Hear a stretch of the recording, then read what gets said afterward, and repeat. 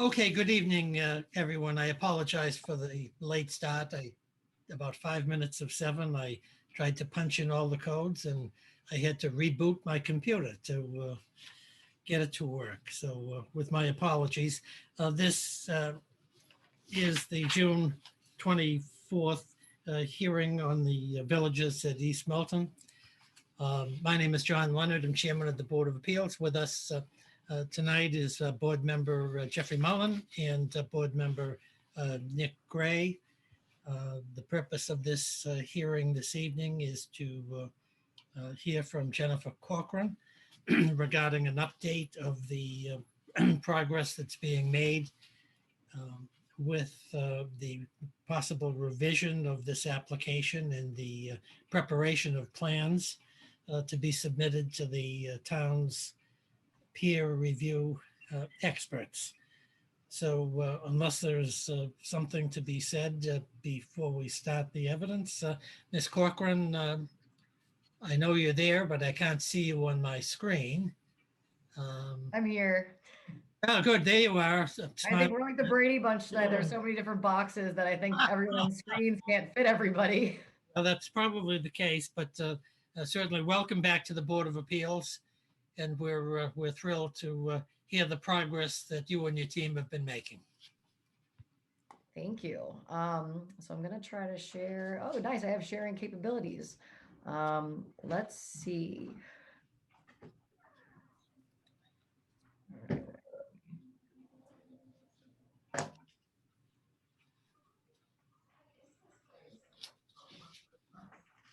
Here we go.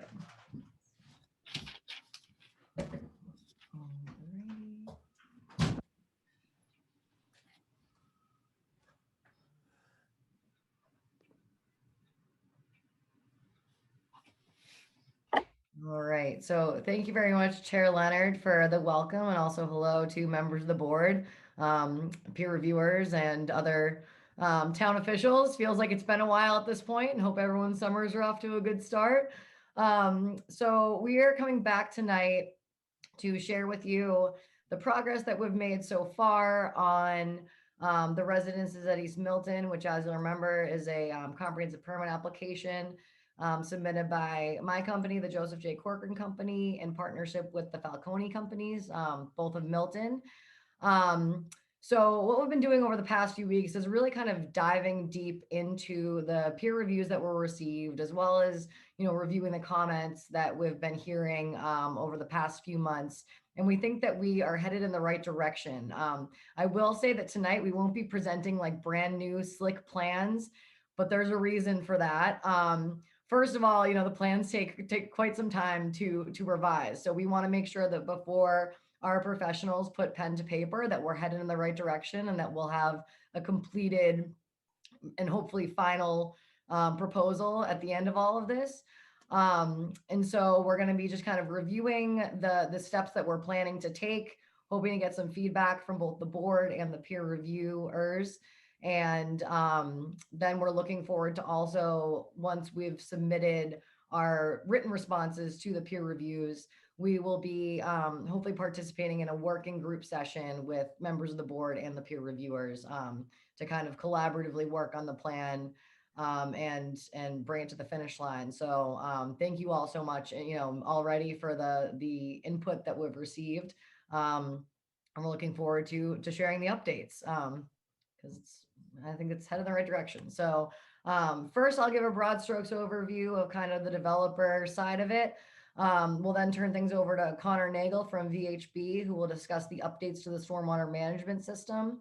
And then we will finish off with Frank Valdez from DeMella Schaefer, who will discuss some of the design changes that we are planning to implement in the next plan set. So I just want to revisit really quickly kind of the reason that we're all here. And that's to bring Milton over the threshold of its 40B requirements from the state. We are currently hovering around 5% of housing affordability in Milton as a whole, and the state requires 10%. And so that's the reason the comprehensive permit process exists. It's to streamline the process and quickly, hopefully develop some more affordable housing. My company, JJC, works very closely with public housing residents and DHCD and BHA, and the wait lists right now are really, really intense. So even though, this is 24 units of affordable housing that will be in a place that's super walkable, transit oriented. It's a great place for in Milton. And we believe that we can deliver a project that will not have adverse impacts for existing residents. And so in addition to that too, right now, if you're looking to rent in Milton, you have very few options. If you are looking to downsize or for whatever reason, people rent for, whether it's shifts in family size, whether it's, just different life circumstances, there are so many different reasons that people have to rent. And right now, if you're looking for, a 1 bedroom or a 2 bedroom in the town, it's very difficult to find those. And so we think East Milton is really the perfect place for this housing. We'll also be generating quite a bit of new tax revenue. And if this project moves forward, as well as, maybe some of the other 40Bs, I don't know, actually, I don't want to get involved in any of those. So let's talk about this one.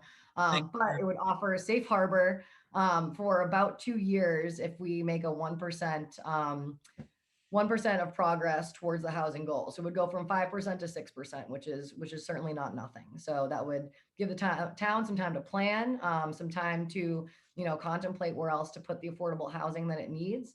And, we would love to see that, honestly. It's a great location. So the update on the unit count side. So we've reduced the unit count very slightly. And this is not to pander to a lower unit count so much as it is to make a project that we believe is just better for the town in general. We're maintaining the same number of parking spaces, but through reducing the unit count, we get a better parking ratio of spaces to units that will allow a little bit more flexibility, and will hopefully address some of the concerns from the neighborhood of, people parking on the streets. We'll be able to accommodate, really, we think, all the needs of the project right on the site.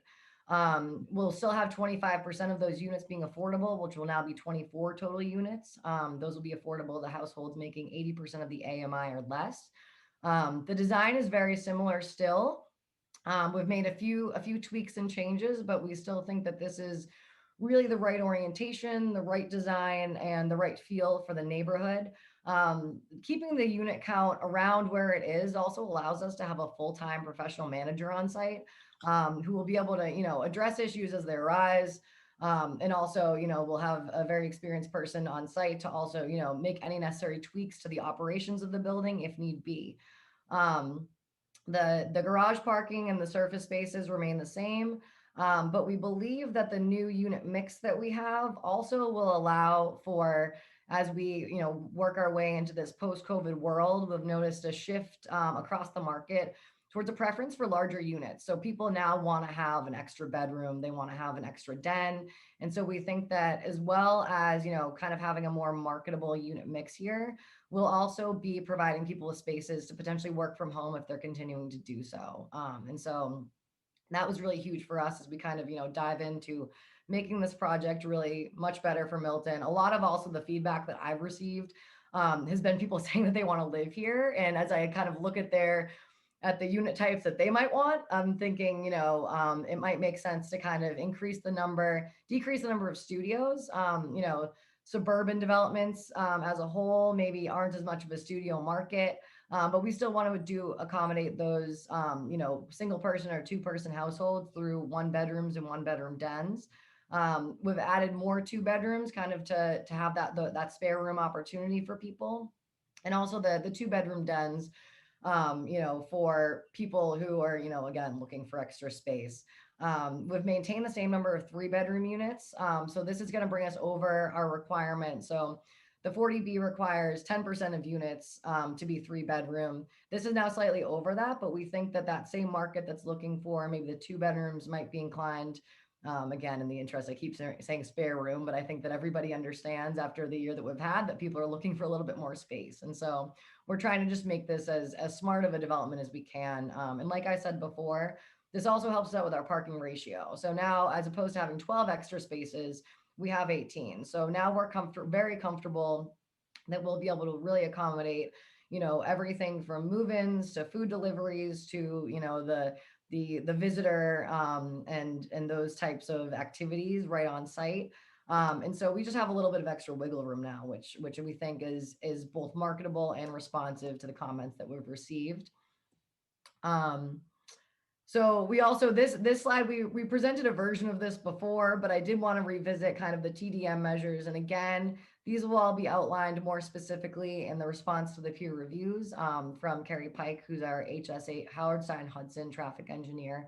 But we've been really over the past few weeks really trying to dig in also to how do we really encourage people to utilize this area as best they can. And so we're going to be making some website overhauls um, before through for the rest of this process. We're going to be adding maybe some resources on how to utilize transit, making people realize that it really is right there for you.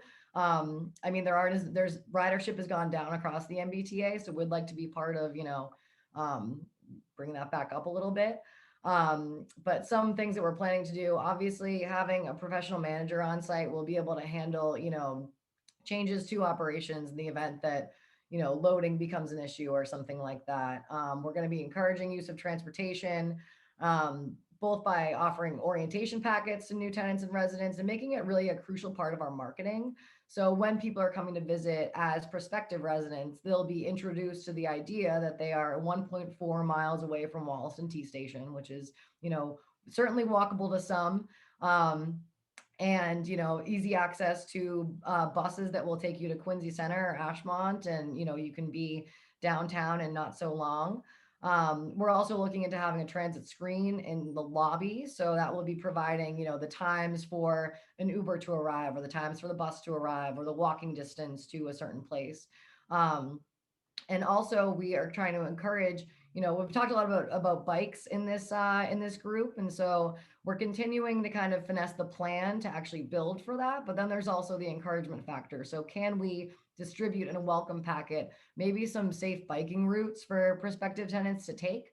I think that it's access to the knowledge that kind of can sometimes provide the light bulb moment that people can say, like, oh, we're not actually that far, or wouldn't it be more enjoyable to bike down to Adams Village than it would be to drive and try to find parking, right? So just, giving people that alternative and introducing it to them. And again, as I mentioned before, I think the unit mix will also enable people to more easily make the decision to work from home if that's what their job is allowing at this point. So we really are, we don't have too much, shared amenity space in this building, just because it is a very small building. And we see a lot when we build these, large, sexy amenity spaces that they don't get utilized so much. They're great on a tour, but people, really prefer their own spaces, especially for work and professional activities. And so we think that addressing the unit mix will really enable people to, commute less and work from home more, and just in general have the space that I think that a lot of people in smaller units have been craving. So this is just a kind of an example of, some of the things we'll be putting on the website. So in order to promote walkability, really just making people aware of what's around, right? So when they move in, they might be inclined to switch their dry cleaner, right? Because there's one right here. And so these types of things, it will probably be formatted a little bit more user-friendly. Maybe we'll even look into having it be interactive on our website at a certain point. But really, I mean, I think that, East Milton Square really sells itself in terms of being a super amenity rich area. And that's going to be really the reason that people want to live here. You're going to want to live here because you won't be required to get in your car so much. And I think that that's really going to be a key piece of what we're bringing to the neighborhood, and also what we're selling to our future residents. I think that people will self-select into wanting to live somewhere because of the walkability and because of the location. Of course, it also is close to the highway, and so there won't be any cutting through Milton. As I think I've mentioned earlier in the process, we're looking 5%. Is about 500 units in Milton. That's kind of the shortage right now in the 40B perspective. And so we're going to have 500 units in Milton somewhere, 500 new units of affordable housing. Wouldn't it be great if you don't have to drive through the rest of the town to get to the highway from there, which is, obviously a place where a lot of people go. So again, we think it's really the perfect location for it. And we want to really sell that to people. So the transit accessibility, again, we think that this could be a really great interactive thing. I mean, maybe it just ends up being a link to the MBTA site, because you can also do that on the MBTA site. So, but we want to just have some sort of visual that really reminds people that, you could be going in many different directions without getting in your car, as a, single occupant vehicle rider. So from there, I don't know if anybody has a question for the end, if that's all right with you, Chair Leonard, and we'll turn things over to Connor. That sounds great. All right. Mr. Mullen, do you have any questions of Ms. Corcoran? I wonder if the applicant would be willing to consider the subsidy of MBTA passes. Well, that's definitely not something that we're ruling out at this point. Thank you. Any more, Jeff? Or is that it? Sorry, that's all I had. Thank you. Nick Gray, do you have any questions of Ms. Corcoran? Yeah, sure. Just one. It may be too early for this question, but with the reduction in the total number of units to 96, but the increasing of the size of the units, does that result, or do you know at this point whether it results in the building being a smaller scale or the same scale? So right now we're really envisioning it as being the same scale, but just kind of working within that footprint. Things might push and pull a little bit, but in terms of the rentable square footage that we're looking at keeping that pretty similar. Okay. All right, thanks. That's all the only question I had at the moment. Okay, then, I'm sorry, John, I have one other question. sure, fire away, Jeff. On the parking breakdown, I see that's a surplus. You're gonna get some feedback, I think, that it's overparked, given the transit accessibility.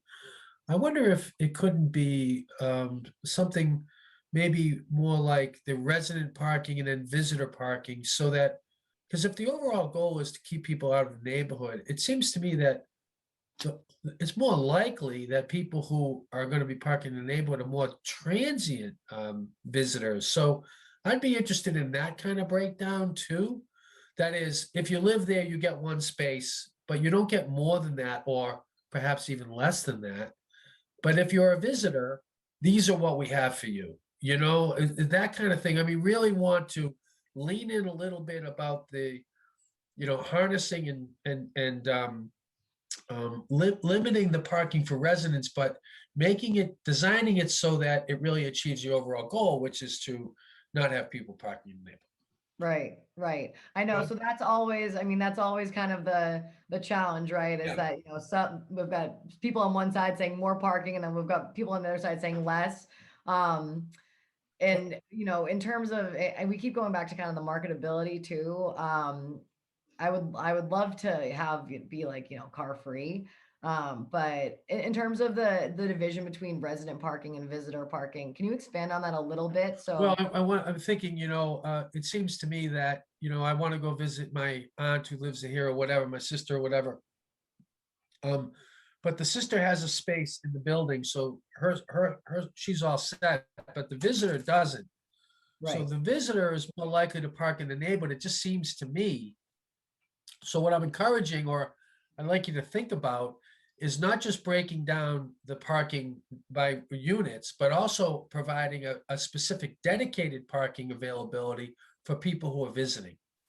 Definitely. So, because it seems to me those are the people who are much more likely to not know where to park, be looking on Franklin or Bassett or whatever it happens to be. I mean, I don't know. I don't want to design your parking, but I want to be more strategic about parking, given the opportunity that we have, which is really to leverage less parking. But we have to recognize the reality that there are cars, people have cars, and you need to accommodate it. So that's right. Yeah. So that's actually exactly the intent of having the extra spaces, that we'll be able to accommodate on-site visitors, and they'll be labeled as well. So those are more likely to be in the surface lot. And what a lot of places will do as well is have, a permit, right, that you'll have to get from management to put as a window tag or something to ensure that the person who's parking there is indeed a visitor of a resident. And those will be signed out, there are different ones for overnight or for daytime or things like that. And so that becomes a management thing of how do you manage, making sure that the visitors are, and encouraging visitors to park on site as opposed to on the street. Yeah, fair enough. When you present the data, I think it would be helpful to break it out that way. Okay. In other words, resident versus visitor parking, so that we can we can be sensitive to that issue, because I do think that's a local concern. Okay, definitely. And one of Thank- those, the other parking space, label that we'll have is like future resident parking. So that's people who are visiting the building in order to see if they want to live there. That's something that we always have at all of our sites. So there will be, a blend of future resident, visitor parking, and then also, temporary 15-minute parking for, pickups, drop-offs, et cetera, so that those cars also are not clogging up the streets. Fair enough. Thank you. Okay, thank you, Jeff. Let me see. We have several of our peer reviewers present. We know that Ms. Corcoran's remarks were preliminary and an overview, and that Mr. Nagel is here to testify, at least preliminarily, on stormwater matters, and Mr. Valdez is present to discuss some architectural matters. So, do any of our peer reviewers have any questions to ask Ms. Corcoran on her preliminary comments this evening? Mr. Ballmer, do you have any? Question? Not at this point. I'm all ears, though. All right, and any of our other peer reviewers want to be heard at this point in time? I'm all set, thank you. Okay, great. So let's, is Mr. Galvin present? Oh, there you are, Bob. I didn't see you. Right. Do you have any questions regarding Ms. Corcoran's preliminary overview? I do not have any questions at this time, no. Okay, great. So, Bev, do we have any citizens present who have their hands up and want to ask any questions about Ms. Corcoran's preliminary remarks? It's hard with the share screen up. Jim Coyle? Yes, we do. Jim Coyle. Mr. Coyle, are you there? I'm there. I just unmuted. I have two questions. I was wondering if you could go back a couple of slides to the one that was showing the businesses along Adams Street. I believe it's not correct. I mean, it's showing businesses going all the way to the Granite Place. They stop at Church Street, so that the labeling or the intent of this drawing, I get the intent, but it's just not correct. That's duly noted. I actually thank you very much for that. We, in the future, this is kind of just an idea and a draft, but we can definitely make it more specific once it goes on the website. So I appreciate that. Thank you, Mr. Coyle. Okay. And the second question I have is the agreement for Abbey Park to use the surface parking, the same surface parking you're talking about, as part of their permitting process. This came up a few meetings back, and I really haven't heard any. Yeah, so that is something that we're currently, oh, sorry, you broke up for a second, or was that the, No, I think you have the question, Jen. Why don't- okay. I was just making sure. Sorry, I didn't want to interrupt you. That is something that we're currently working on with Vance. We obviously, acknowledge that right now there is a current use. The way that legally it's structured, that Mr. Welch is a tenant at will, and so as long as it's a little bit complex, but basically we are trying to be part of the solution. So we're going to be in conversations with both Mr. Welch and other businesses that have parking lots around to kind of be the intermediary to solving the problem. So we by no means want to leave Mr. Welch and his restaurants hanging, and we think that the restaurants are obviously such an asset to the neighborhood and a huge amenity for our future residents. And so we're trying right now to kind of work on that collaboratively, both with Mr. Welch and with the planning department. Okay. And I believe there are other businesses that also have a similar agreement. So it's the reason for me raising the question at all is when, the very nice establishments, Every Park and Navara, opened up, the overflow went into the neighborhood. And that was a problem. It's calmed down a bit during the pandemic here, but once that's over, I expect that to reoccur.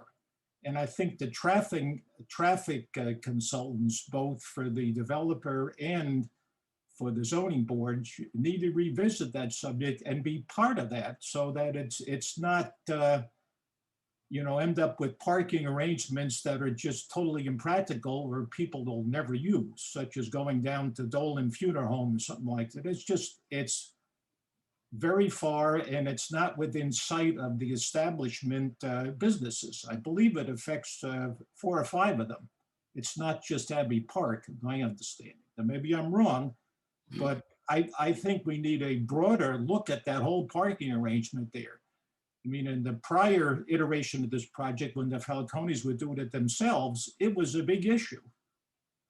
And I think the circumstances have not changed, at least the basic background there. So I hope that this is being revisited by both the Board of Appeals, if that was the approving authority for those special permits, or at least the town traffic commission. I think this is a very wide-ranging issue that it should be more than just a developer talking to the owner of one business. And that's my point. So just my suggestion to the Board of Appeals here to kind of steer that in a wider look. Great. Thanks, Mr. Coyle. We appreciate your precise questions. Bev, do we have any other member of the public who wants to be heard on Ms. Corcoran's preliminary remarks? We do. We have an Adam. I'm sorry, I can't pronounce your last name. Not a problem, Beverly. Adam 1040, I'm at 644 Adams Street in Milton. Jen, thank you for your updated presentation in terms of the footprint and planning.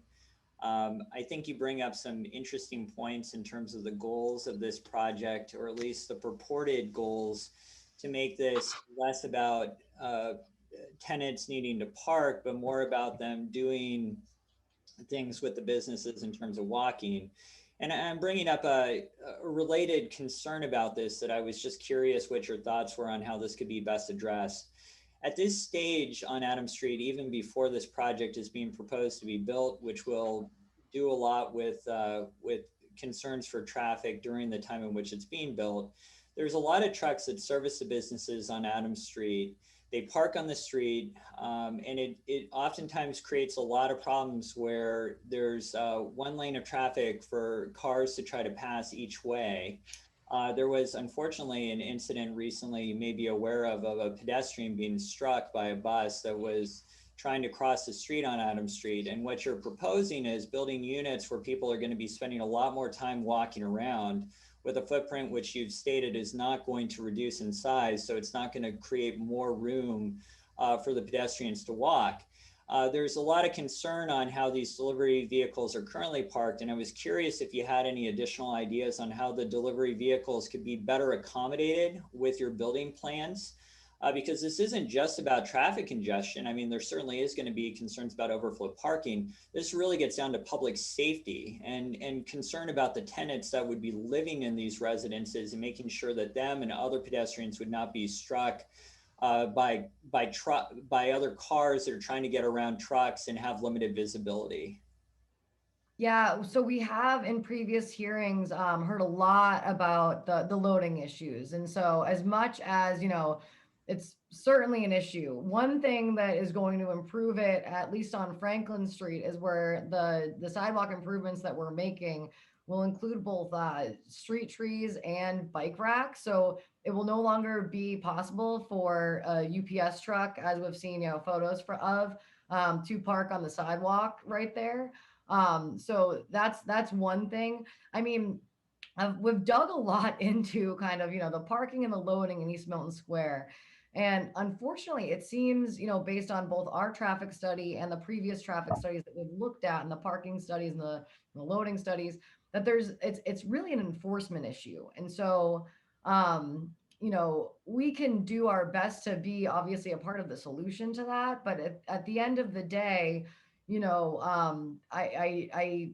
fail to see how, this site could provide a loading zone, right? Because we're not really in charge of the spaces on the public streets. So trucks won't be able to go there. I think also, in terms of the safety of the future residents, based on what we've heard so far, we'll probably look pretty seriously into, maybe some street crossing awareness or something. Because it sounds to me, based on, the stuff that we've been hearing for the past year, that there is a very serious public safety issue with people, getting struck by vehicles and during street crossings. And so I think a lot of it is an awareness, and, making sure that people are, old school, looking both ways, et cetera. And, figuring that out. We certainly don't want to endanger anybody. But, at the end of the day, the loading issue on Adams Street, this isn't the site to accommodate that. I don't know how we would, is basically the answer to your question.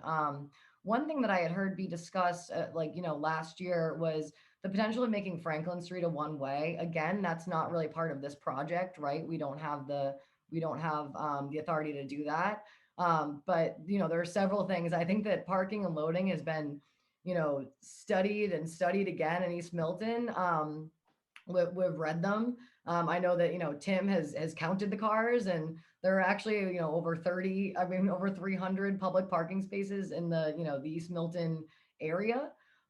So it's a fascinating issue, really, and one that is very complex, and I think is going to take, some town activity, as well as, we're more than happy to participate in whatever the town decides to do. But I feel like I'm not properly answering the question, and I think that's because I really don't have an answer to the loading issue in East Milton Square. Yeah, if I can just follow up, I don't think you are answering the question. I know that a lot of these businesses that you're pointing to, that residents would walk to, are owned by the Falcone Corporation.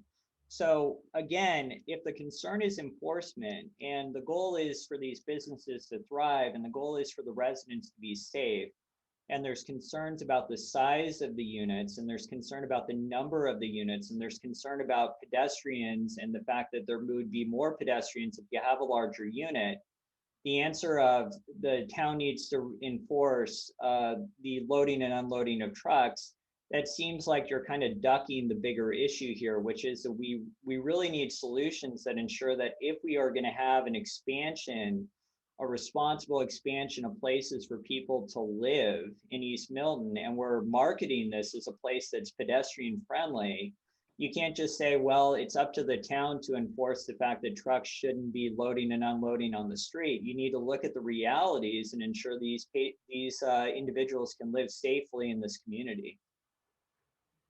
I mean, I agree with you 1,000%. Do you have any suggestions about how we might accommodate loading for the businesses on Adams Street?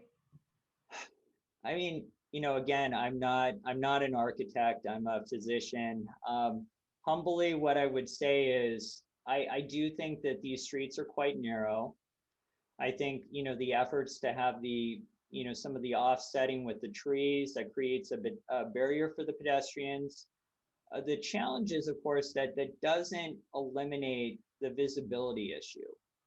And so unless there's a way to kind of help these trucks and other groups that are essentially servicing a lot of Falcone's businesses currently, then the concern is that we're putting more pedestrians on the sidewalk, and those individuals are at risk. And a lot of that then comes down to the size of the proposed project. And I understand there's a goal to kind of optimize affordable housing. I don't think anyone disagrees with the value of doing that. But the large footprint will potentially affect where the residents can walk safely, and the visibility issue, while creating barriers to make sure trucks don't strike pedestrians by putting trees, that also creates potential visibility barriers that are going to just further compound the fact that people are trying to find places to park, or finding places where they can quickly load and unload their vehicle. So, I mean, at the end of the day, I think that is a separate challenge, and it would be a really nice one to try to address while considering the scope of this project. Great. Thank you, Adam. We appreciate your comments. Bev, do you have anybody else out there in virtual land who has their hand up? We do. Warren?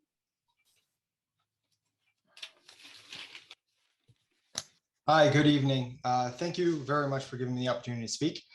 I'm a resident of East Milton, and I think we want to be aware that this is a really pioneering project for East Milton, and it's really going to set the standard for all the future developments.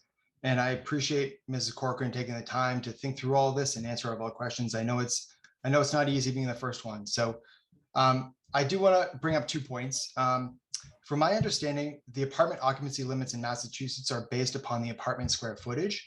So it seems that a change in the 2-bed to a 2-bedroom with den may actually increase the number of overall occupants. And now that the number of studios and 1-bedrooms has been reduced, that seems to possibly be the case. And the technicality mostly improves the development's parking ratio, but what would prevent renters from using the dens as another bedroom? The second point I have, please, is that kind of playing off of what the prior speaker said, is that I would appreciate the Zoning Board of Appeals reviewing how trash will be removed from the site, what hours those trucks will operate so that they're not making noise for the surrounding residents, how waste liquid spilling from the trash will be removed. There's a great example in Savin Hill where they built a really nice development, but they didn't take into account the spillage from the trash. And now around the development is the streets are pretty dirty, actually. So I think being aware of those kind of things will be helpful. So thank you. Great. Thanks, Warren. Jen, do you want to briefly address the issue of people using the den as an extra bedroom or the trash issue? Definitely, yeah. So using a den as a bedroom is actually illegal. So you would not be able to, for example, put, if you were renting a 2-bedroom with den, the legally it's 2 heartbeats per bedroom is what is, legally the max. And a bedroom has a window and a closet. A den only has either a window or a closet, so does not constitute a bedroom. And so if you tried to, for example, pack a 2-bed 1 den with 6 people, you wouldn't be able to do that. So all occupants will need to be on the lease. And so we'll know, there's obviously nothing to say that, a third person wouldn't sleep there, but that's, beside the point. You can't have 6 people living in a 2-bedroom with a den, or you can't even have 5. And I think to go back to the kind of marketing issue too, I think that people will be using these as spare rooms, truly. I don't foresee them, being utilized as bedrooms, but that's beside the point. It's illegal. And that what comes with the professional manager is somebody who recognizes that. And so I think would be able to catch that pretty early on. In terms of the trash room will be accessible from the garage, and we'll be using the same city trash services that will be, going through the neighborhood on a given day. So if trash day is, Wednesday morning, we won't have a separate trash pickup. It will be with the same trash pickup. So in terms of the liquid and everything, we will have, landscaping on site, and that would definitely address that. And we can make sure that does not become an issue. It sounds pretty disgusting, and I think that it would quickly become a marketing issue. So we take great pride in our landscaping and our maintenance, and that's just not something that as owners we would ever be interested in having. So we appreciate the comment, but not interested in any trash juice dipping around. That's not very marketable. Great. Thanks, Jen. We appreciate your comments. Bev Sutton, do we have anybody else who has a question of Ms. Corcoran? We do. John? Hi. In relationship to the parking per unit numbers, I know we're talking on a big Could you picture. identify yourself? Yeah. And Sorry, John Vergona, street address? 580 Adams. Thank you. So in relationship to the parking per unit ratio, which I understand is the, kind of like looking at it as the whole project. In practice, operationally, when a person rents a unit, are they getting a spot, or is getting a spot an add-on charge such that everyone who has a unit is not necessarily going to have a spot. It's an add-on charge with the garage being more expensive than the surface lot. So that's another kind of way to, diminish people's desire to have a car. Okay, no, that's good. Thank you. Thanks, John. Anyone else present for questioning of Jen? Bev? Yes, Maura, How many more people do we have, Jen? I can't see them on my screen. we have 4. Okay, I've got 7:45 here, and Jen gave a preliminary review, so we want to be very careful. We've got 2 technical people coming up next. Presumably their remarks are going to be preliminary, but I'd like to move this along a little bit, or we're going to be here till 10 o'clock tonight. So who's next up, Jen? Bev, Maura, Bev, I'm sorry. that's all right. Hi, my name is Mara Kistler. I'm on Belcher Circle. I just want to reemphasize the concerns about traffic. Milton is cut through town. We're all aware of that. I teach in Dorchester, and every day I have coworkers saying, hey, I drove past your house this morning. They live on the South Shore. Obviously, during construction, the cut through traffic is going to increase dramatically. That's going to continue once people are in the units and all the deliveries that we've talked about that Adam spoke on. We talk about walkability. We talk about bikes for the residents that are moving in. I'm really much more concerned with the children that are already living in the neighborhood. On my section of Belcher Circle, there's 6 houses. In those 6 houses, there's 9 kids under the age of 10. That's a very common thing in East Milton behind the square. That's why most of us live here, is the amount of kids. And I looked at the traffic study, and it doesn't say anything about what's going to be happening on Washington Street, Brackett Street, Granite Place, Belcher Circle, Howe Street, all of these streets that are going to be just amazing amounts of cut through traffic. And I want to point out that there's not a single crosswalk from the top of Granite Place all the way down past Andrews Park, down Church Place, across to Franklin. There's no crosswalks, no stop signs for the kids to be crossing safely, for anyone to be crossing safely. So I'm wondering if there's a way to expand the traffic study to include these surrounding streets. And I'm hoping that the Cochrane group will want to investigate this for us. Jen, do you want to respond? So yeah, so in the traffic study that we provided, I do wish that we had Carrie here tonight, but we don't. That wasn't something that was a peer review suggested. That is pretty standard for this type of project, to review just the area surrounding. You don't really go too far outside. I think, we're very supportive of crosswalks and stop signs and, making things safe for children. But our traffic study did not indicate that there would be a significant increase in cut through traffic. And that was peer reviewed by a third party from the town. And so while I understand that, on the ground, it might seem as though it will cause, a surge in traffic, that's just not scientifically supported. And so that's kind of all I've got on that one. Is there a way to get that information? Because you say it's not supported, but I can look out my window and tell when there's deliveries or there's some sort of backup in the square, just by the increase in the number of cars that are cutting through the streets. So I'm wondering where the report is that shows that there is no increase in cut through traffic when there is a backup at the lights in Adams Street. So I believe our traffic study, as well as the peer review of that, is available on the town website. Okay, thanks. I'll ask the East Milton group to look into that. Thank you. Okay, great. Thanks, Mara. We appreciate. Bev, who's up? Sorry, John, I was taking notes. Bernadette.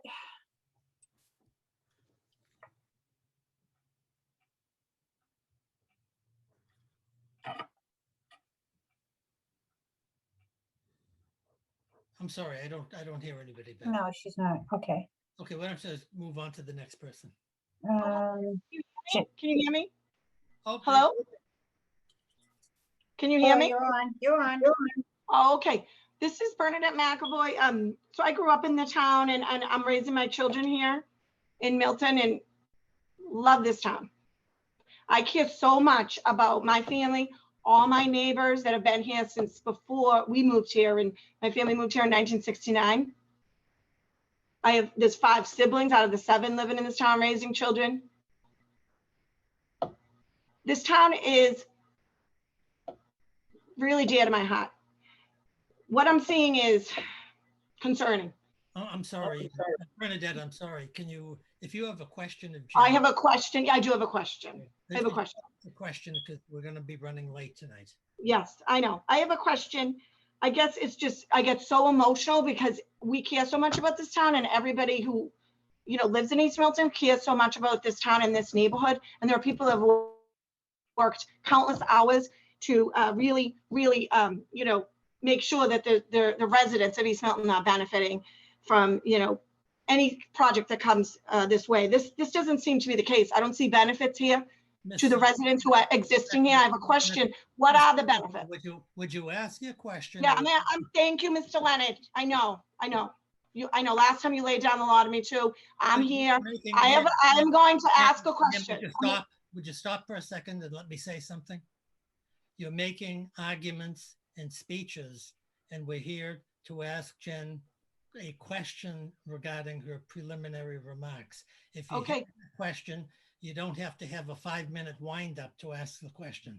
Please. Thank you, Mr. Leonard. I appreciate that feedback. I appreciate that. Okay, great. So my question is,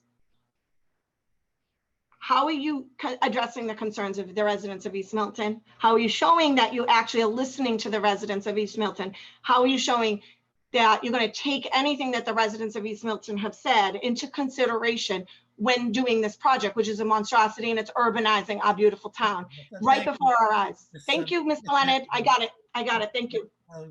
Those are questions. Those are not proper questions for Miss. How is somebody addressing the concerns, the developer addressing the concerns of East Milton? I'm going to put you in the out parlor if you keep this up. You've got a lawyer representing you. He's present here tonight. And if you want to make speeches, you can send letters of 100 pages.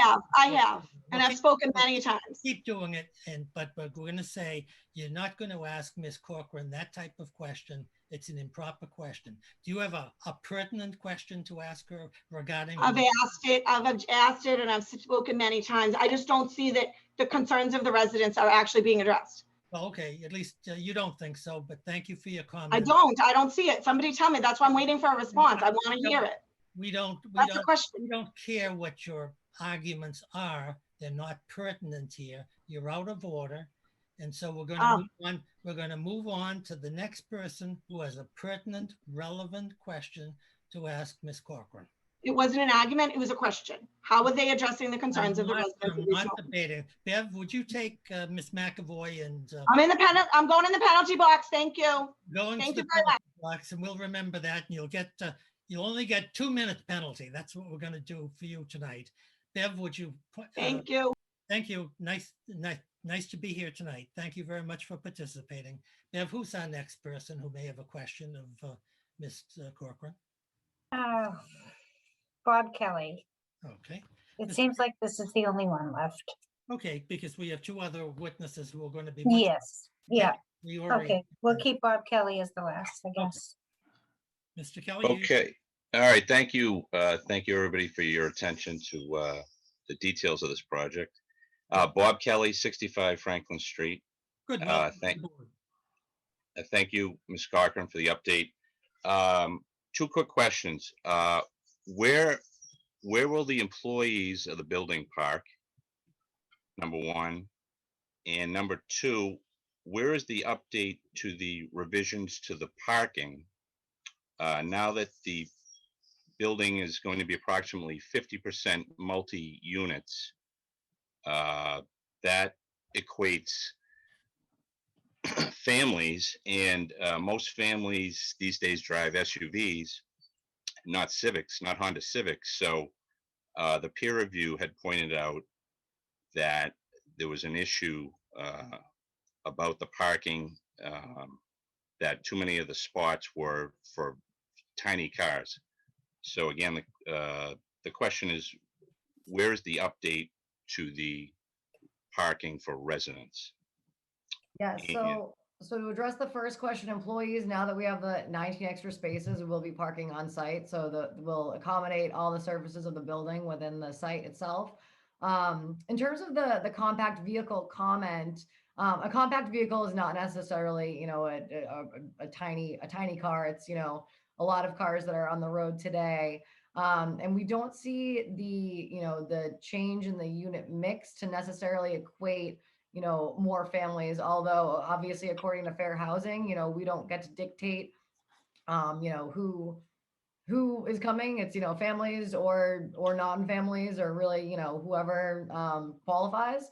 But, you know, as part of kind of the, you know, marketing plan of this whole building, right? You know, if there isn't a spot for your SUV, then you're less likely to live here or you're less likely to drive your SUV. And that's kind of the market that we're playing to here. And so we will be updating the plans. That's kind of what I said at the beginning, that we'll be, you know, delivering a completely updated set.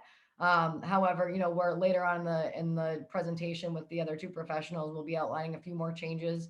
And then later on, we'll have a full set. So this is all, you know, just kind of a springboard for further comment from the board and from the neighborhood. Okay, thank you. I think there's a lot more here than an enforcement issue, though, for the neighbors. I think it's a capacity issue, frankly, for the businesses and the residents. This is probably the most densely packed part of Milton, and this is a postage stamp lot.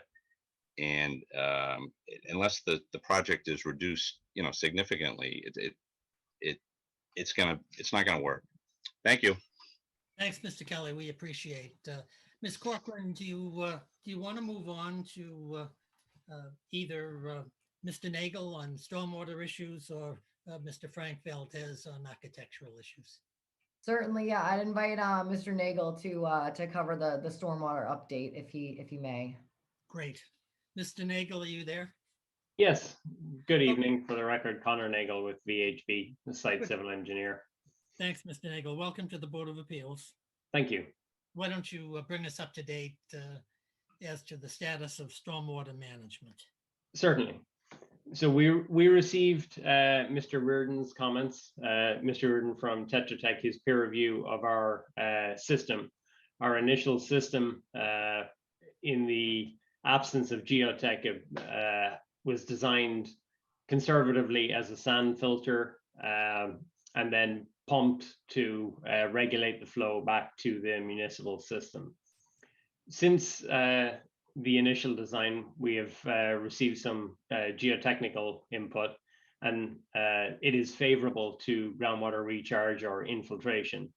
So we've been able to eliminate both the sand filter and the pump, and recharge much of the stormwater, which is obviously a bigger benefit, and will further reduce the peak flows back to the municipal system.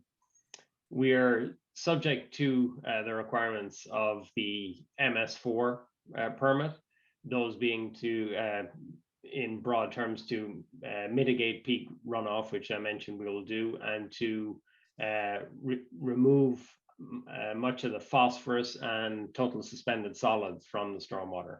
The inclusion of the groundwater recharge obviously will help greatly in achieving both of those.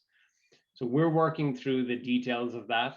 We have a model that works, but need to complete putting the documentation together and get that back to the board and to Mr. Reardon, and we'll provide a comment by comment response to the comments. We're taking all those on board. Some of them were site related, so we just need to work with Mr. Valdez as he tweaks the building, and we tweak the site, get that package back together, and then we will circulate that to everyone for their review. Great. Thank you very, very much. Mr. Mullen, do you have any questions of Mr. Nagel on the stormwater update? No questions. Okay, how about Nick Gray? Do you have any questions? Yeah, I think I just need a clarification because I hear the removal of a filter and that we're now discharging directly into the groundwater, and that causes a conflict in my brain as that's an improvement. So can you speak to that a little bit more? Because I'm sure members of the public probably want further explanation on that point. Certainly. We will still have the equivalent of a sand filter. We're required to remove 80% of the total suspended solids. That's done by pre-treatment through a catch basin and a proprietary separator, a swirl separator they're often called, before the groundwater goes in, or before the stormwater rather goes into the infiltration basin. The infiltration basin will be set a minimum of 2 feet above groundwater, so it filters through the soil. That's standard practice in stormwater, and infiltration is considered the best way to treat the stormwater before it recharges into the groundwater and the aquifers below that. So basically, the soil conditions underneath the building are sandy enough, if that's the right word, or will do the filtration in place of the filter that you were going to artificially provide in the previous iteration. Essentially, yes. There are good glacial outwash soils below there from looking at the geotechnical report that are conducive to recharging the runoff. Okay, thank you very much. Okay, thanks, Nick. Mr. Reardon, do you have any questions of Mr. Nagel's preliminary report on stormwater issues? I'm thrilled that they're getting rid of the pump, and I'll wait to see the submittal. Okay, great. Short and sweet. Bob Galvin, Attorney Galvin, do you have any questions of Mr. Nagel's preliminary report? I do. I just would like to receive a copy of the comment to the Tetra Tech peer review letter, and would request that we be provided with a copy of the new stormwater plan and the supporting calculations from my review engineer at McKenzie Engineering Group to review. We had the same concerns that Tetra Tech Rizzo did, that the original plan did not comply with the stormwater management regulations and the requirement for the treatment of total suspended solids. And we were concerned that they were not reducing the peak rate of runoff. And I'm pleased that they're saying that they're able to comply, and would like to see how they're doing that. Okay, great. Thanks, Mr. Galvin. Mr. Nagel, are you, will you send the documents that Bob Galvin requested to him directly, so he'll have a copy? Yes, I'd be happy to. It's going to be published on the Milton website, but where Mr. Galvin is the attorney for the East Milton Neighbors Association, if you could send him a courtesy copy of the information he requested, that would be very, very convenient and helpful. No problem at all. Okay, great. Any other peer reviewer here who wishes to ask Mr. Nagel any questions on stormwater issues? Okay, I didn't think there would be. Bev, do we have any members of the public who are there wanting to discuss stormwater management issues? And Mr. Nagel? Jim Coyle. Oh, that's all right. Go ahead, Bev. yeah, Jim Coyle has his hand raised. Okay, Mr. Coyle, you're still there. Welcome back.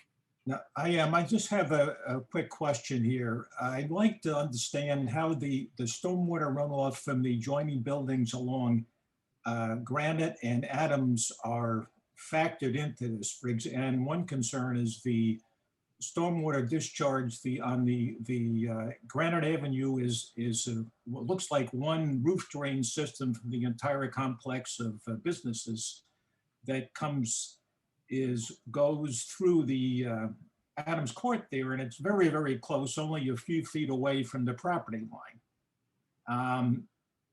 And I would imagine, I don't know about the one on Adams Street, but have you taken all this into account and coordinated with the existing drainage systems for the buildings on Adams and Granite? And how did you accomplish that?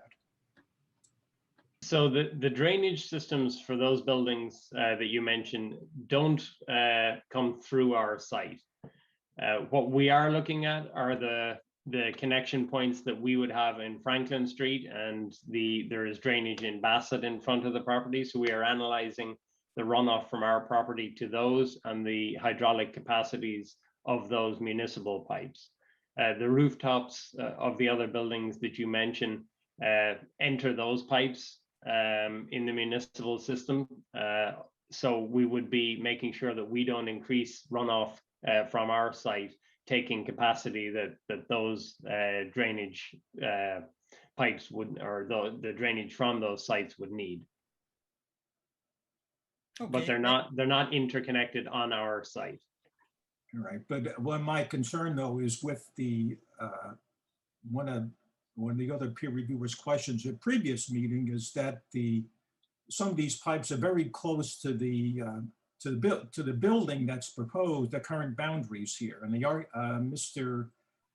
the gentleman, I forget his name there, from Davis Square Architects mentioned he was concerned about the west side in particular being very, very close to the property line, so that it's going to be a difficult construction there. I'm just concerned that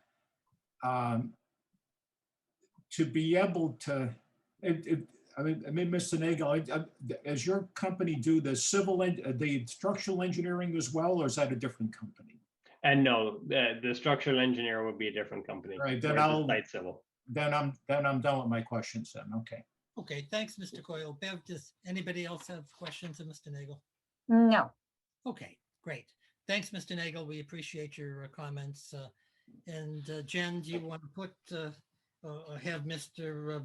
Valdez do an update on his architectural issues? Or certainly, this is so our architect, our lead architect is Frank Valdez from Demel Schaefer, and I will turn things over to him. Sure, thanks, Jen. So I think that what we try to do is address kind of like the bigger components and the larger pieces that we heard. There's a lot of small pieces that were brought up in the peer review as well on comments. And I think that, we are in early stages of schematic design, and those things are obviously going to continue to evolve and address.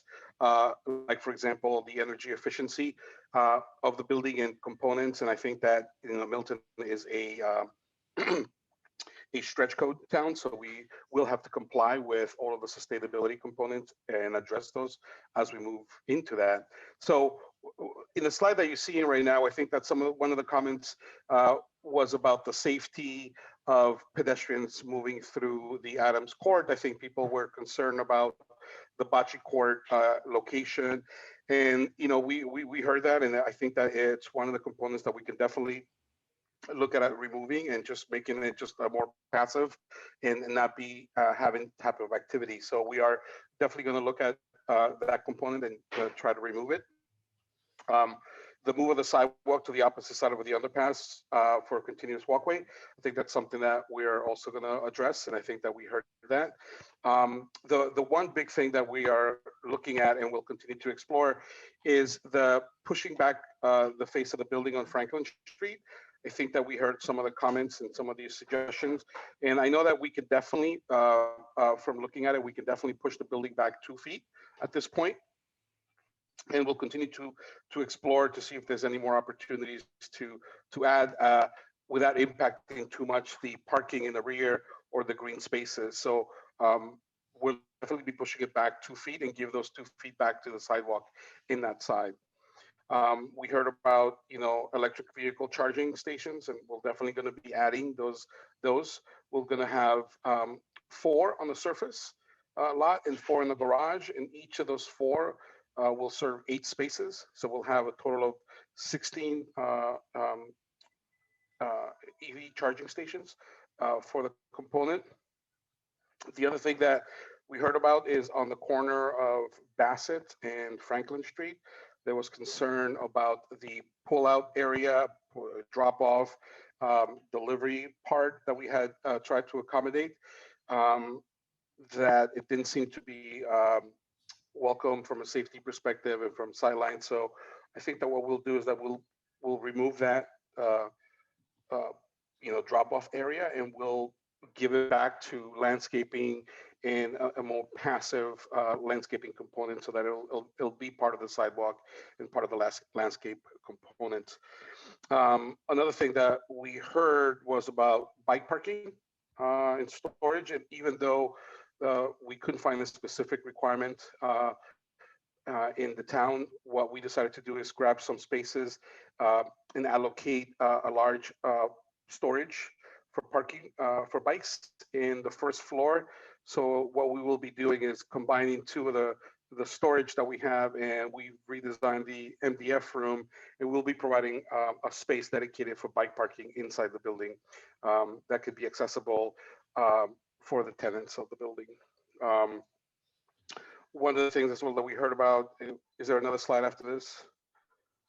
Yeah, there we go. We heard about concerns about the deck and what is the programming of the deck and what's going to happen there. And I think that we've looked at it and we understand it. And I think that one of the things that we'll begin to do is that we'll add planting to buffer the edge, and this will be in in planters, and we'll be able to add that. There will also be we'll try to designate a more passive recreational areas that will just be for just light activity. But we also thought about the idea of providing raised beds for community gardening plots for the residents. So we're looking into the idea of being able to provide raised garden beds so that, you know, some of the tenants can have dedicated areas where they can go and use it for planting their herbs and tomatoes and anything else they want, which would create a greener component and remove space for gathering, but more of the idea for just a very passive activity that would not be incredibly loud or have any of those components. Was there another slide? No. No, I guess not.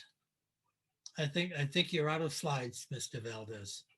All right, all Let's- right. let's go Thank to- you. And that's Go ahead. I'm sorry. Did I cut you off? no, it's fine. If there's any questions, I'm happy to answer them. Okay, great. Mr. Mullen, do you have any questions of Mr. Valdez on the comments that in the update that he just gave us? No questions. No questions, Sean. Thank you. Okay, now, Mr. Nick Gray, do you have any questions of Mr. Valdez? No, I don't think so. Thank you. Okay. Bob Galvin, do you have any questions on Mr. Valdez preliminary?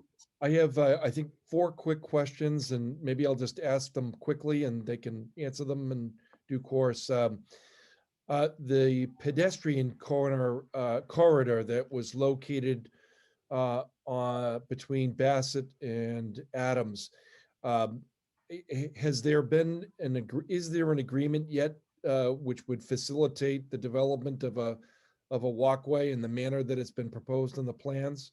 That's the first question. Then I saw one of the updated plans that Ms. Corcoran showed earlier, and it showed some green space. And the plans that were just demonstrated there by Mr. Valdez showed it looked like some tented areas over what I understood as green space. And I'm not sure that those things they appear to conflict with one another. Lastly, I was looking at the first floor parking plan that was just displayed a moment ago. And I'm not sure if there's a reduced number of parking spaces. I heard one of the residents already identify the size of the spaces. I'm equally concerned about the aisle width between those spaces, because my peer review engineer, when he looked at the spaces, in addition to noting that they were only 9 by 18, noted that it would be impossible to back out even a standard or a smaller size car, given the width there, because the width was about 9 feet between the parking spaces, which is not sufficient.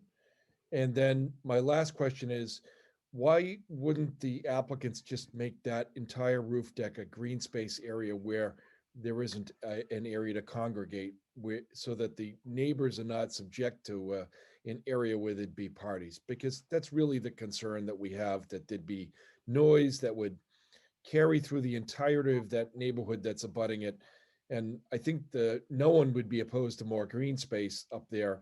It's the people out there that will inevitably congregate because it looks like it would be a desirable area, but that's precisely what would create almost the largest noise impact to the abutters.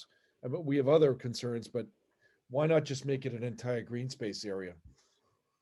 Okay, great. Thanks, Mr. Galvin. I think the first question, the pedestrian corridor and whether there's been any progress is really a question for Ms. Corcoran. So do you want to address that, Ms. Corcoran? Yeah, so like I said at a previous meeting, we have spoken with the Simon companies. We've been in contact with them.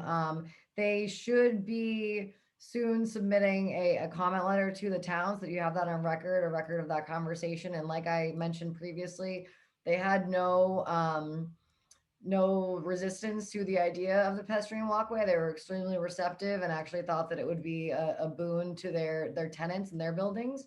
And so while, until we were permitted, there's really no reason for a formal agreement because there's no project yet. So that would come at a later time. But I think that the letter of support that they'll provide will, should be sufficient for the board to understand that, the conversations have been had. In terms of, I do want to also mention quickly just on the roof deck issue, I have spoken about this before, and, we've mentioned the management, and we have never had an issue with any of our amenity areas, and there's ways to manage it so that noise is not an issue. And, if a tenant does have a noise violation, our on-site manager will take care of that. Tenants like to have amenity space, right? And so if we're building, we've created that setback, as a give and the reduction of the height. But to not use that space would be, a little bit of a bummer. So, we're programming it to be a more passive recreation space so that, there's not going to be a bar up there or anything. And like I said before too, there will be hours. The door will be locked. There will be absolutely no way, aside from throwing a brick through the window, to get out to the deck when it's locked. And so, we can mutually agree upon that time, whether it's 10, whether it's 9, whether it's 8. But, the deck is something that we're very interested in having, and we really do not think that it will be a disturbance to the neighborhood at all. Okay, thank you, Ms. Corcoran. Mr. Valdez, do you want to address the green? John, can I just make a comment about the point that was just made? Would you mind? Of course. Mr. Mullen, please. Let me just say that without regard to whether or not the use of the pedestrian path between the neighboring property and the Bassett Street property is going to be part of the project, I think to the extent that the board is going to rely on that as an amenity for this project, site control needs to be demonstrated. So I will leave it to the applicant as to whether or not they want to demonstrate site control to the point where the board can rely on that as an amenity for the project. That is, I'm not suggesting that we need to have that as an amenity, but to the extent it is an amenity, I do think you need to demonstrate site control, because otherwise it really is a false promise. Since you could just walk away from it by saying, well, I wasn't able to secure site control. So I don't want to, I just didn't want to leave that comment hanging, and I'll leave it to the applicant, just picking up on Mr. Galvin's, what I think was Mr. Galvin's point, and the response by the applicant. So just note that for the record. Great. So thanks, Jeff. And let me just comment that I second Mr. Mullen's concerns in that regard. But I think Jen has addressed it to the extent that she can at the present time. Is there anything further you want to say on that issue, Ms. Corcoran? So yeah, so I mean, we can definitely, we've got the letter on the way. I'm wondering what further information the board would want to see, because in terms of site control, we're not planning to purchase the other half of Adams Court from the Simon companies, nor do I think that that's a possibility. But we, have spoken with them about, cooperating, and I think that they're going to put that into writing. So I'm just wondering, what it would be. I keep forgetting in these meetings to ask, the specific questions about what materials will be, required. And so I just want to know what materials would be required to show a good faith effort. Yeah, I'm not suggesting that you'd acquire it either. I mean, I think it's something like in the nature of what might be termed as a letter of intent, indicating, that we're prepared to enter into an agreement to do this, so that I'm not suggesting you need to unilaterally execute that, but certainly something more than I'm talking to this person about this concept. Right. it needs to be more than that. We need to be able to rely on something with a reasonable degree of certainty, I would say. And certainly something like a letter of intent makes sense to me, if not something more definitive. But I understand the project isn't fully developed, and there's other things to be done, but it's in the nature of that kind of thing. Very fair. Okay, Mr. Valdez, there was a question from Attorney Galvin dealing with the green space and the tented area. Are you comfortable addressing that? I know you didn't go into it in your presentation. I can. Can you go back to that slide, Jen, for a second? So the tented area was part of the drawing set that was submitted, and that basically is a protecting canopy over the temporary biking area that we have. So those are locations for bike parking on the outside that we have allocated. And from just a landscape perspective, we just added the canopies for sun protection and aesthetics, and that's what they are. The peer reviewer did bring up to the case that we haven't located the transformer on the site yet, and basically we agreed to that. We haven't started conversations with Eversource or NSTAR yet, so we have not gotten into discussions of requirements and where they would like it placed. But we assume that it's going to be somewhere within the parking lot, and it might be located in one of those areas. We don't know yet. So for the time being, I think that we're showing bicycle parking in that area. And Mr. Valdez, Bob Galvin's third question dealt with the first floor parking plan. I know you didn't discuss parking, and I don't know whether you consider that within your. Correct. So the intent that we're trying to do, and we know that it is a tight parking garage, Mr. Galvin, and the intent is that we would create a one-way circulation through it. It's not a two-way traffic circulation.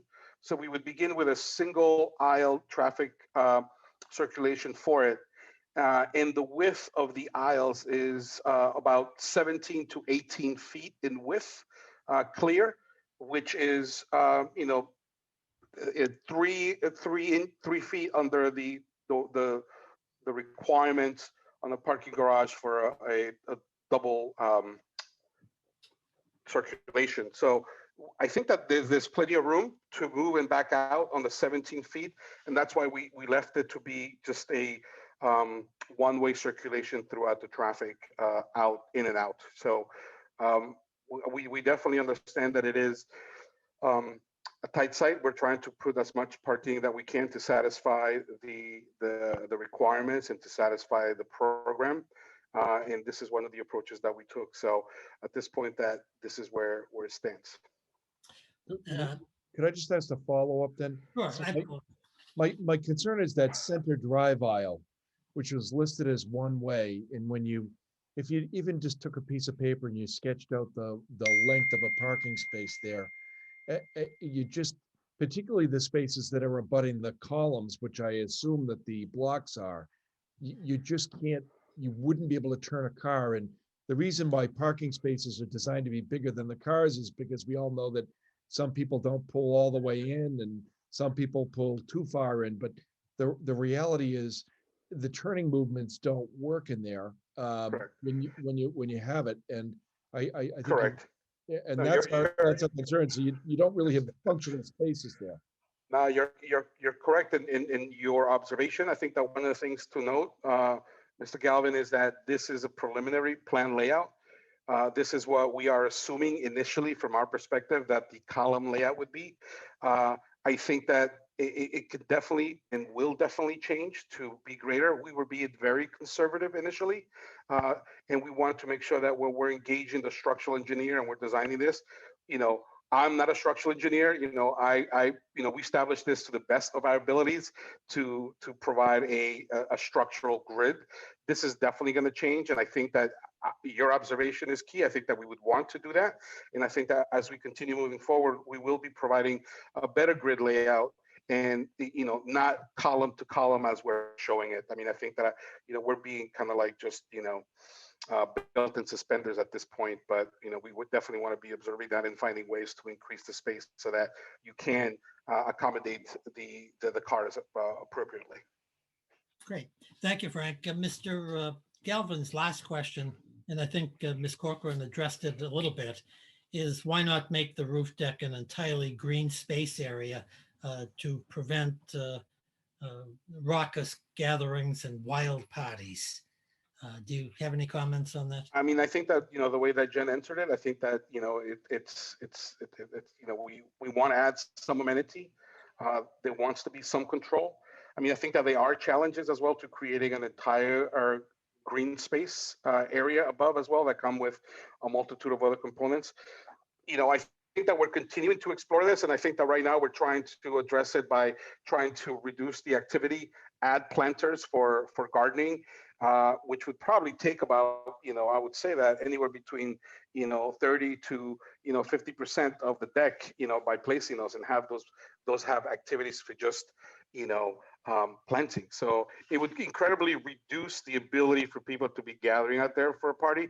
But if somebody wanted to go out and get some fresh air, do some outdoor yoga, have a sip of coffee while they see the sunrise, it would provide for that component of activity.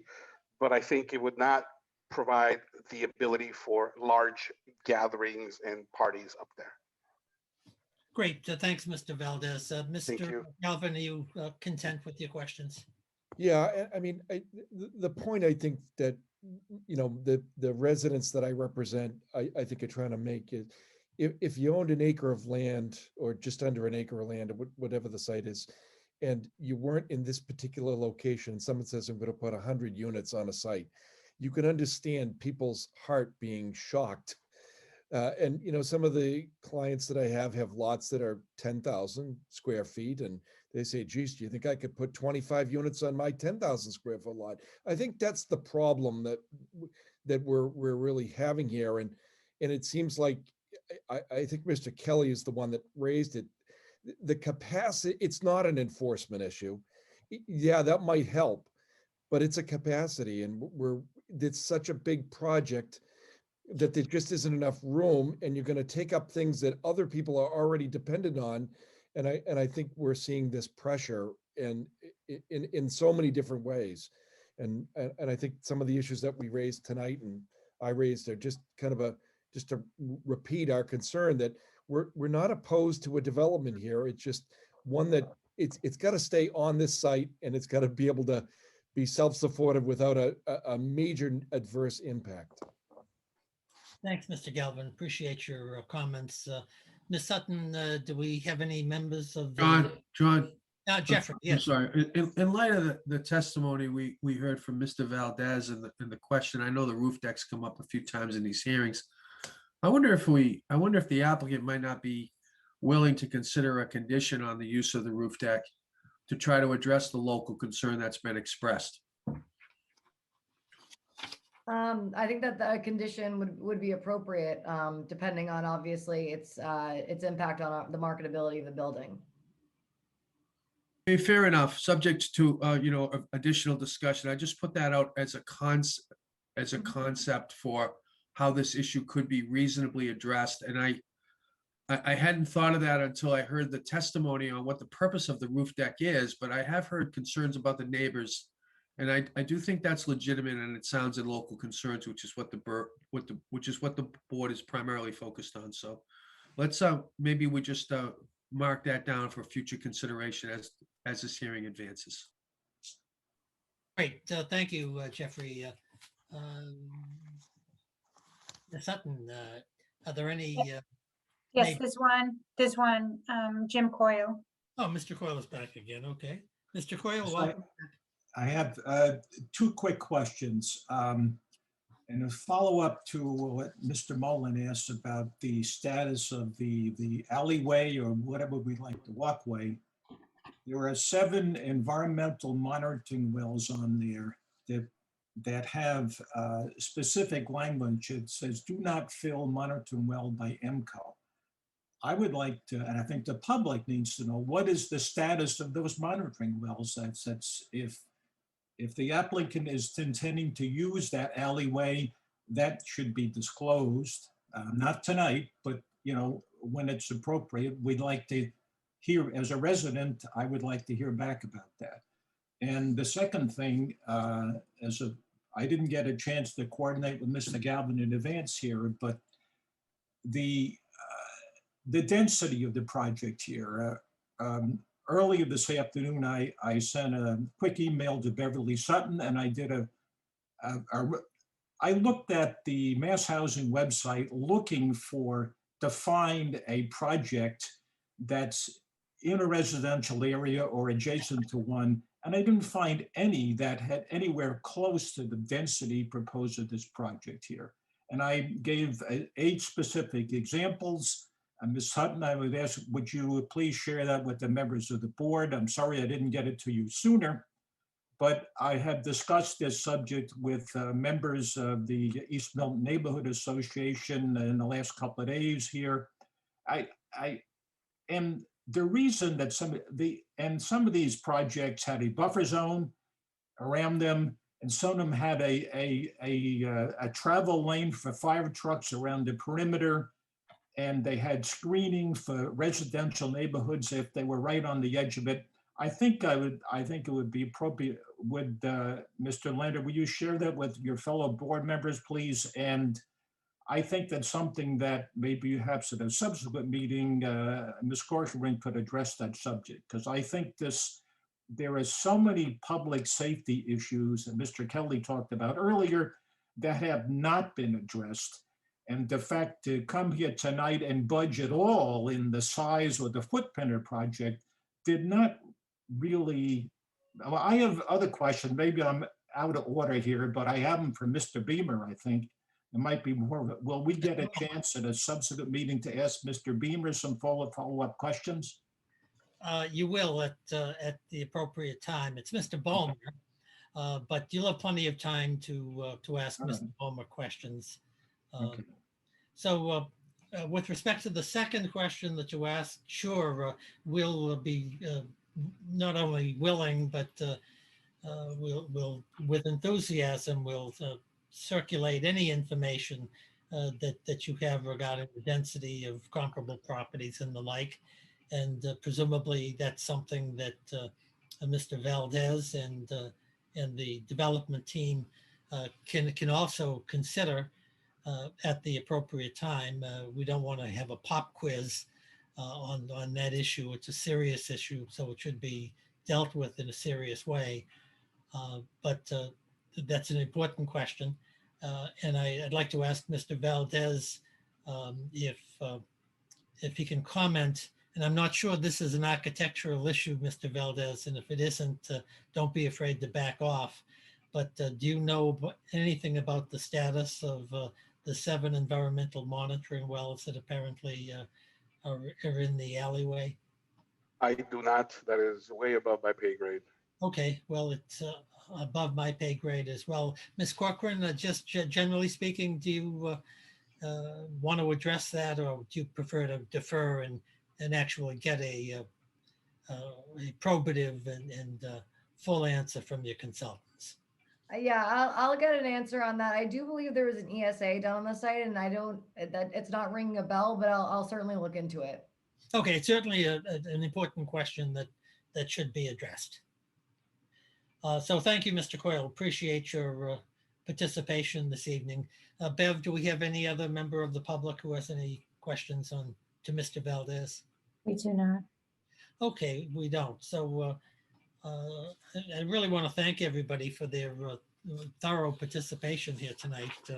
I didn't know we'd be going this deeply into the issues, but I thought it was a very thoughtful discussion and interesting presentations, at least on a preliminary basis, by the experts. I think what I'd like to do is just to talk with Ms. Corcoran just a little bit in the sense that if we pursue the present schedule, the board's July 1st hearing is on Armour Avenue, and that's on July 1st.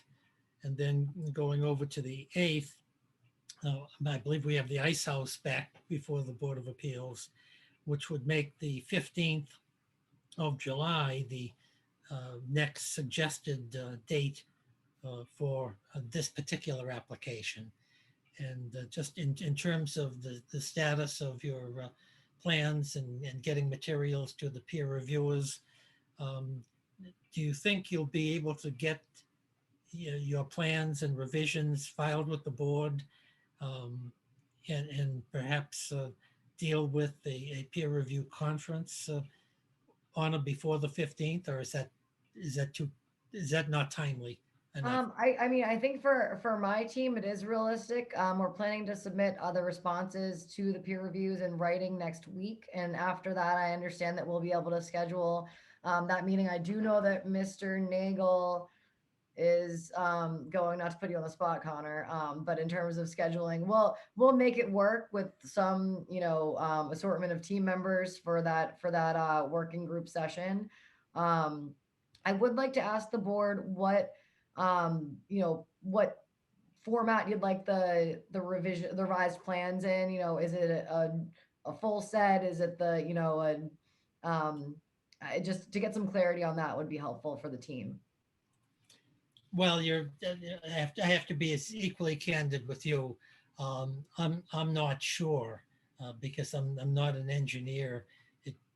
My initial impression is that it would be a prodigious effort to do a whole set of full-size plans in such a short period of time. But it seems to me that plans indicating the revisions in some type of professional and cogent and understandable manner should be sufficient for such a meeting.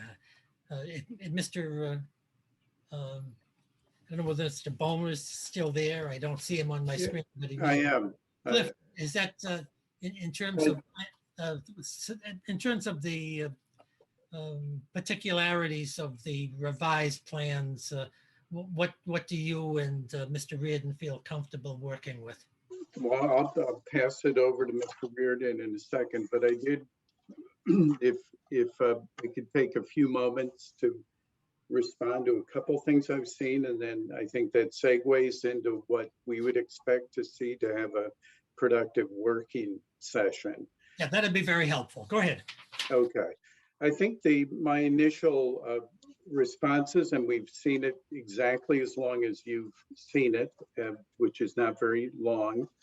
I'm certainly looking forward to written responses, but actually what I think is most important for the board to see, for the public to see, and for the reviewers to see is greater depiction of the project, greater detail of visual images of the project, specifically three-dimensional images that really focus, that will allow us to analyze how this project really interacts with the public realm. And a few comments that were made by residents really resonated with me.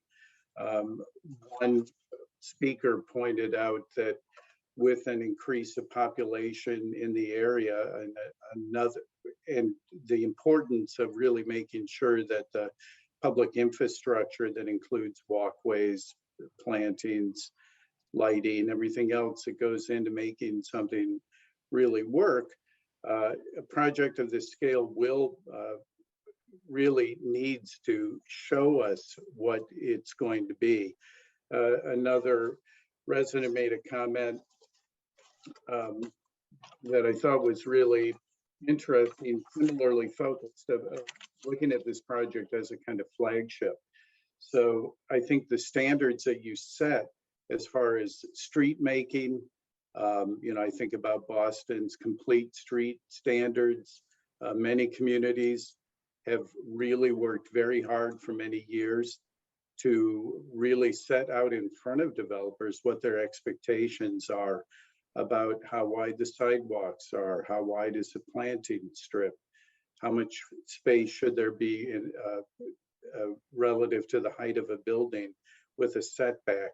And we're not seeing that. And I think this board has seen projects that are of smaller scale and certainly with less impact on the public realm that have presented more complete three-dimensional imagery that really helps understand how this project fits in.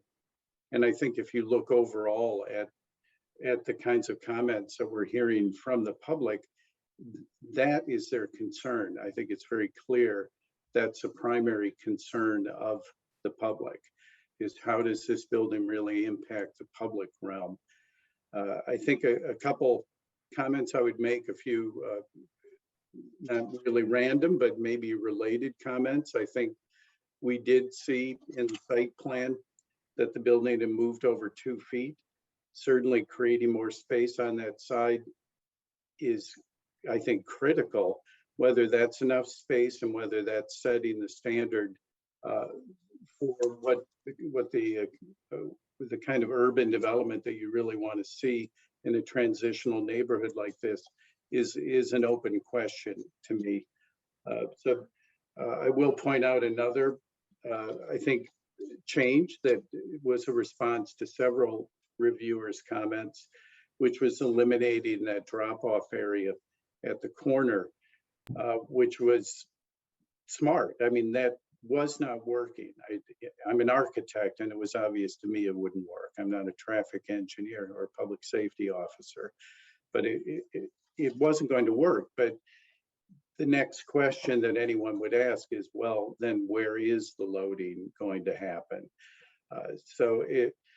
I'm looking forward to a written response, but I'm not understanding the substance of this development, and I'm really not I understand it as a building.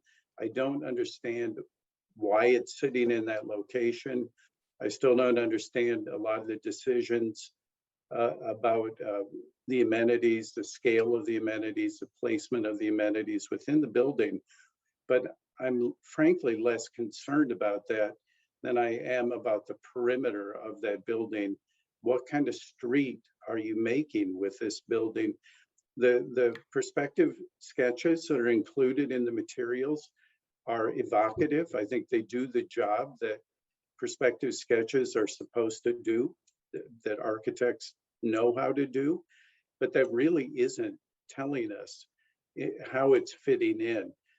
I've seen, I think, all of one image of a three-dimensional image of very, very primitive three-dimensional kind of bird's eye view that really doesn't adequately describe and address, I think, a lot of concerns that certainly we've heard tonight, and I think is baked into my review. At least it's. And Cliff, can I ask you something? I'm seeing the set, and I'm not seeing the bird's eye view image that you're making reference to. I'll hold it up. This is from a presentation. I'm not sure where you made it, when you made it, but it was posted on the website. But that's what I've seen. Right. So you're looking at very early images as part of our evolution. I think that there were some renderings that we did at the street level on Bassett Street, on Franklin Streets, on the corners and of the courtyard that I think that we were trying to showcase the base of the building. So I just want to make sure that I understand your comments moving forward. I want to understand just the specific of a comment of what is that an example, for example, of to how would you analyze the interaction with the public realm? Can you give me an example of what you typically do or see, or that you would like to see? I can think, well, I know many things that I've seen presented to this board, which is accurate three-dimensional imagery of the building that includes context. That is really important. We see scale that way. We can view it from various angles so that everybody understands it. If you want to get in the neighbor's yard across the street, you can do it, and you can really show that person what it looks like. So, I think that included with imagery that I know your office does, which is, using Google Earth imagery and dropping your project into Google Earth. And there are many different ways to really help all of us understand the presentation or, understand the proposal. I don't think you're hearing anybody say it's not a suitable site for development. That is for certain. I think there's a consensus it is. But I guess I would send you to some, and I know you know this, is look at Boston Complete Street Standards. They have a huge document that describes in great detail what kind of streets do they want to see. And they have 5 or 6 different types of streets, depending upon the density of the neighborhood, the width of the right of way. So yeah, no, I understand that. So would it be something that the board wants to see for us to apply some of the Boston street standards here? Well, I'm not saying that. I'm using that only as an example of a responsibility. I think that a development of this scale that is fronting on 2 important streets, that it needs to think beyond its own footprint. It needs to look at across the street, the scale of the buildings, what is the precedent it's setting? How are you going to make pedestrians feel good walking down that street? I appreciate the level you're at, but I think the bedroom count is better. I think there's several things I've heard tonight that are moving in the right direction, but I think you've got to get outside of the building and recognize how is this fitting into the neighborhood? What is the street you're making? Is it landscaped? Is it not landscaped in front of the building? If it's not, why isn't it? I'm just not hearing that.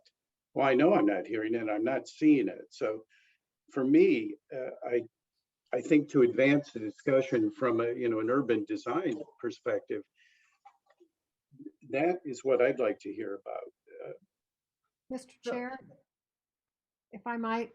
Yes, Judy. Yes, ma'am. I think part of the difficulty is that the peer review consultants are just hearing a progress report tonight, which is fine. And Jen, I appreciate that you brought that in. But I think what they need and what the board needs is that written response to the peer review comments, because what we have right now is too general to know that we have an adequate response. And I think until the board has those written responses, it's hard for you to give kind of a charge to the developer about what direction are you going to provide them. It's hard for the consultants to advise you, your consultants, because we're kind of dealing at a level of generality tonight that I think is probably going to frustrate people. I know that was not the applicant's intent, but I'm afraid that's where we're going.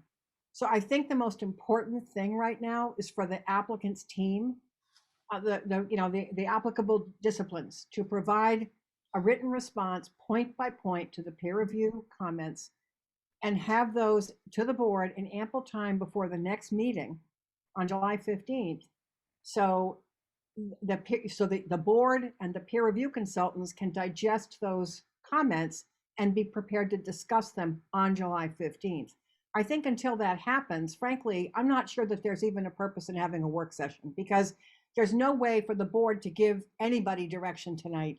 We just don't have a complete response from the applicant yet. I'm sure it's coming, but we don't have it yet. And Judy, if I could add something to that. Sure. We did keep in mind is that the plans that, unfortunately, the plans that I'm looking for are going to need to be pretty detailed, because the site is so tightly developed that anything that we fail to consider now, there might not be a place for later. So, unfortunately, the standard is pretty high, largely because there's not very much transitional space, if any, left on the site. So we're going to have to take a hard look at all those things.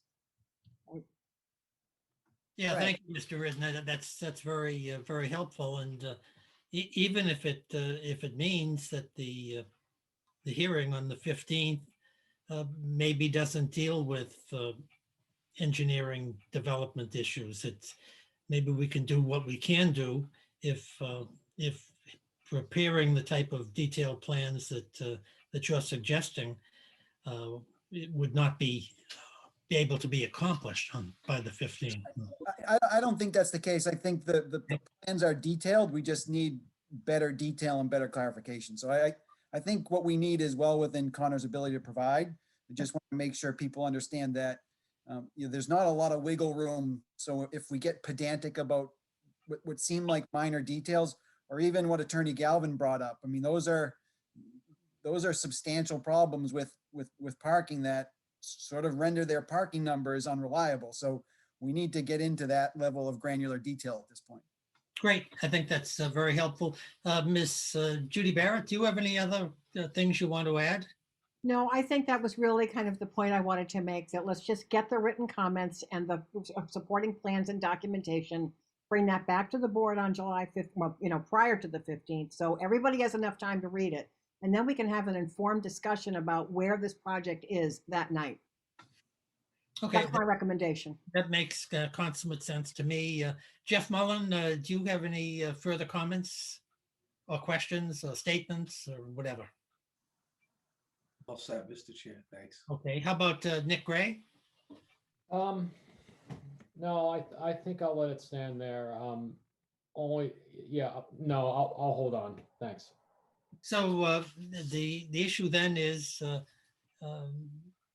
everyone content with the rescheduling this hearing for 7 o'clock in the evening on the 15th of July? Yeah, Mr. Mullen, I'm scheduled to be out of state on that day, and I'm hoping that the internet will be reliable enough where I am that I'll be able to Zoom in or at least call in to that meeting. So we'll find a way to make it work. I just wasn't expecting that week to have a meeting at this point.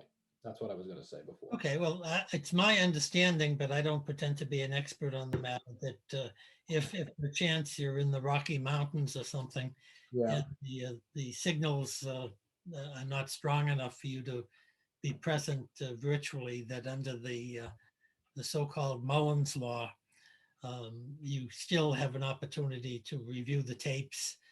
Yeah, no, that's fine. I think at worst case scenario would be I'll have to phone in, but we'll do. Well, that's right. That's absolutely right. And I guess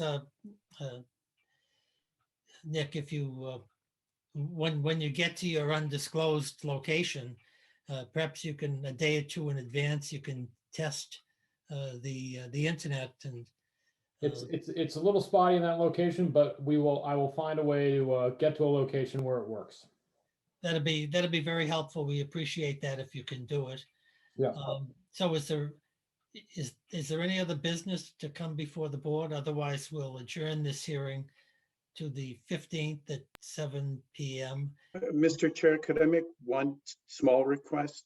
Absolutely, Mr. That the geotechnical report be shared. I heard that there were geotechnical borings. Certainly. Thanks. Okay. And Miss, oh, never mind. Judy? No, I didn't say anything. Oh, I'm sorry. Somebody said something. Maybe it was Miss Corcoran. Sorry, that was me. I was just somewhat concerned for a moment that Mr. Bomer didn't have our complete application due to the lack of three-dimensional, but we can take that up at a different time. Yeah, and if you have any technical issues here, Judy's going to get mad at me for saying this, but don't be afraid to engage her so that the communications remain open, and some I'll call them preliminary procedural issues can be resolved well before the 15th, and everyone will feel content going into that hearing. Certainly. Had I known tonight that it would have behooved us more to submit the written responses rather than move forward with the planning, we certainly would have done that. So I appreciate knowing that now. And in the future, I think we've been very responsive to the board's requests. And if the board requests us to do something immediately, we will do it. So just want to make that clear. We're, trying to work within the confines of this process. No, we appreciate your good faith efforts. And so I guess without John. Mr. Mullen, please. So at the risk of appearing to be a 40B snob, the hearing that I'm chairing has the luxury of having every Wednesday be reserved. And it makes it easy to know that every Wednesday is a day that we get to spend talking about Blue Hill Avenue. This hearing is a little bit more complicated in that we don't quite know when we're going to meet because we're on Thursdays and we're sharing Thursdays with the two other hearings. So I wonder if we just couldn't get an invite to the hearing or to pay a little bit more. I don't want to miss the hearing is the point that I'm trying to make. And I'm also wondering whether or not it might make sense as we think about rescheduling these, we could jump into some of the dates that might open up. 582 Blue Hill Avenue is going to be winding down at the end of July. So just looking ahead and thinking about scheduling this hearing with the 180-day requirement, it's just an idea. So we ought to be thinking about that. But in the meantime, I'm much more focused about knowing that the next hearing on this is July 15th and then walking out the door and forgetting about it. So if we could just get an invitation to it or something, or maybe I can send a calendar invite if you want. that'd be great. That'd be great, Judy. Thank you. Yeah. Would you like to just now say you're going to meet on the 15th, the 29th, and whatever in August, and just have those dates locked in? Whatever. I mean, it might make I'm sure that Jen would want to know too, like, what's the calendar here? So I don't have a life, it's all right.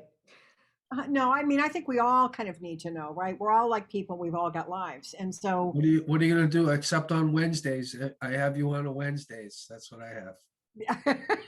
So- I can read too, and a few others, Bomer. So why don't we, Mr. Chair, if that's all right with you, why don't we just schedule like the next two hearings? And then if something happens and you don't need it, then, we could change it, but probably better to schedule them.